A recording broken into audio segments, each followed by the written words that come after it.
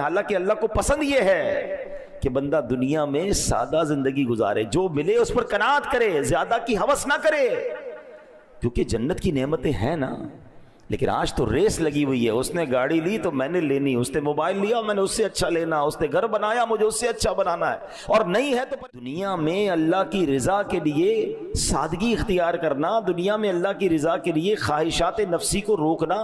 کیونکہ اس میں جب بندہ گرفتار ہوتا ہے نا کہ جو چاہیے کر لیا، جو چاہیے کھا لیا، جو چاہیے پہن لیا، جو چاہے خرید لیا، جب اس قدر وہ دنیا میں گرفتار ہوتا ہے تو ایک وقت آتا ہے کہ پھر حلال و حرام کی تمیز ہی ختم ہو جاتی ہے، کیونکہ اب شوق ہے ہر چیز لینی ہے، اب نہیں ہے پیسے تو حرام کمائے گا، نہیں ہے پیسے تو معاذ اللہ وہ پھر غلط کاموں کی طرف جائے گا۔ اگر انسان اپنے آپ کو روکنے والا ہوگا تو پھر وہ حرام سے بھی رکے گا۔ کیا خوبصورت انداز ہمارے بزرگوں نے اختیار کیا کہ دنیا کی دولت ہوتے ہوئے، اختیار ہوتے ہوئے بھی اپنے آپ کو دنیا کی نعمتوں میں غرق نہ کیا تاکہ آخرت کی نعمتیں باقی رہیں۔ ایک اور واقعے سے سمجھیے،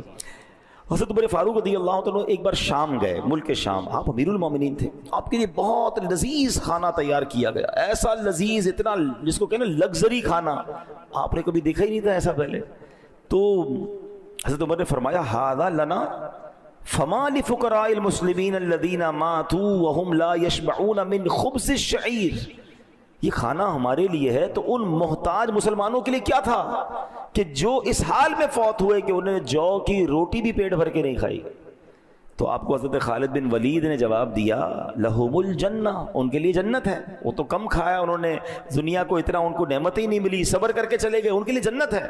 یہ سن کر فاروق اعظم کی آنکھوں سے آنسو بہنے لگے۔ آپ کہتے ہیں لَإِن كَانَ حَظُّنَا مِنْ هَذَا الْحُطَامِ وَذَهَبُوا بِالْجَنَّةِ لَقَدْ بَايَنُونَا بَوْنًا بَعِيدًا، کاش ہمارے لیے دنیا کا حصہ چند لکڑیاں ہوتی،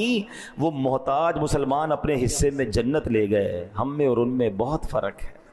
اب یہ کیسی بات ہے، فاروق اعظم جیسی شخصیت جو 100% جنتی ہیں، جن کو تو نبی پاک نے دنیا میں جنت کی بشارت دی، وہ تڑپ رہے ہیں کہ وہ غریب لوگ، وہ فاقہ کش، وہ اللہ کی رضا پر راضی رہنے والے جنت لے گئے، ہمارے اور ان میں بڑا فرق ہے۔ مگر آج ہمارے پاس تھوڑا ہو تو ہمیں تکلیف ہو جاتی ہے، ہم کسی کے مال کو دیکھ کر پریشان ہو جاتے ہیں۔ یہاں میں غریبوں کو جو جن کو اللہ نے تھوڑی سی نعمتیں کم ملی ہے نا، میں ان کی تسلی کے لیے حدیث سناتا ہوں، اتنی کمال کی حدیث ہے، وہ غریبوں کے لیے، تنگ دستوں کے لیے تو تحفہ ہے مگر مالداروں کو ہلا دیتی ہے۔ اگر کوئی سمجھدار ہو، حدیث کا خلاصہ یہ ہے کہ جو اللہ کے تھوڑے دیے پر راضی ہو جاتا ہے، ذرا غور سے سنیے گا، جو اللہ کے تھوڑے دیے پر راضی ہو جاتا ہے، اللہ بھی اس کے تھوڑے عمل پر راضی ہو جاتا ہے۔